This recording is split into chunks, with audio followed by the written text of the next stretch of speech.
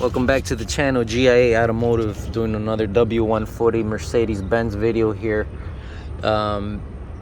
So I ended up doing the upper control arms on my Benz, and I did them in the night because it was so hot during the day. I had to wait for the sun to go down to do them.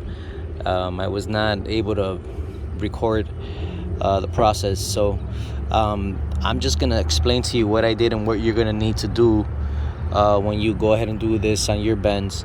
And even though it's not going to be live in real time what I did, this is going to help you because I'm telling you ahead of time what you're going to need to do. So expect or don't expect all these things to happen. Go through the process of doing what I'm telling you to do so you don't go through any headaches. So anyways, these screws in the back, there's gonna be 4 of them. Those are Allen head bolts, and you would say that an 8mm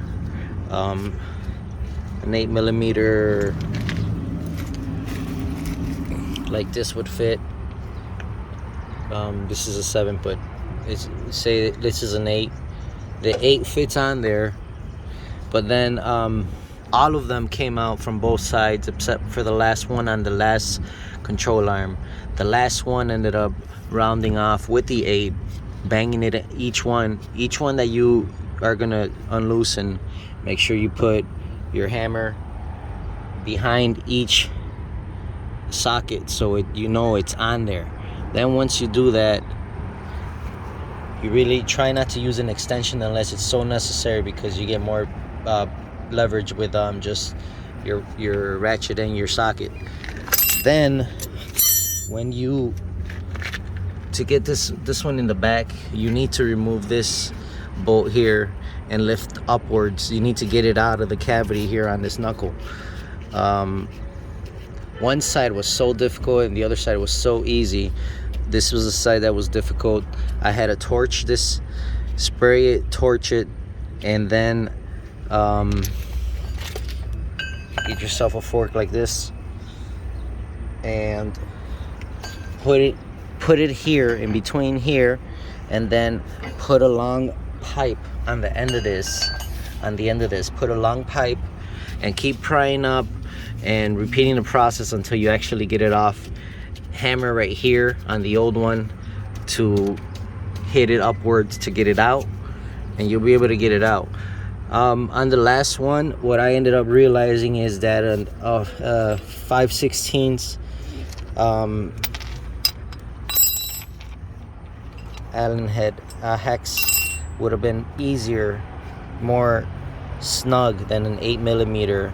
So it's not a metric, it's a standard. If you're gonna do this job, it's a 5/16 is what I used to get it out.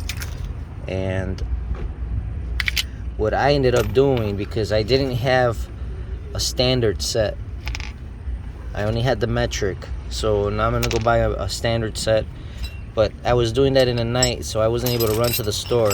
But I ended up finding this, and what I ended up doing was I put this on here like this. I put it on here. Actually, I did it like this because I wasn't able to get it. I did it the long way like this. Okay, I did it like that.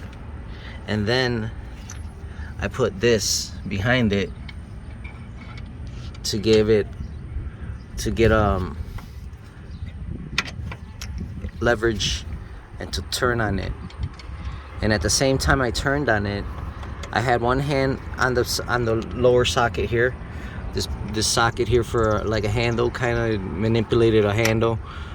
So you're grabbing something a little fatter as you're turning on it, and make sure that you keep this straight with your other hand. Keep this straight with your other hand and turn as straight as you can. Keep both, and it ended up breaking loose. I was just being persistent, and I kept trying different ideas, different ways to get it out, and I ended up getting it. This was another setup I had here, like this, like a shorter. This is a 3/8 extension with a 3/8 socket. This is a 1/2 inch extension with a 1/2 inch socket. It's a little fatter handle, but it's also a little bit more wobbly in the inside. So that's why I ended up doing this one. It ends up fitting just a little bit more. Still less, it's still got a little wobble, but it's not as big of a play as it is with this one. So yeah, so that's what I ended up doing. One side came out like butter from here, and the other side I had to really torch it. I was able to see the rust and everything in there. And then there's gonna be a little bracket here for this wire. Put that back on there, and that's about it.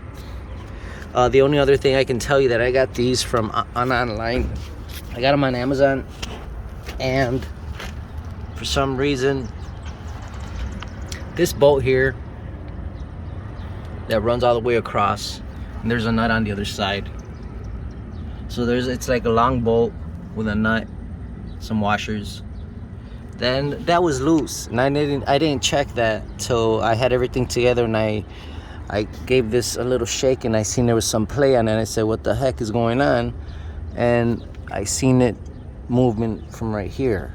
So I said, oh, this here is loose. So I ended up tightening it up, and it ended up solving that play. Anyways,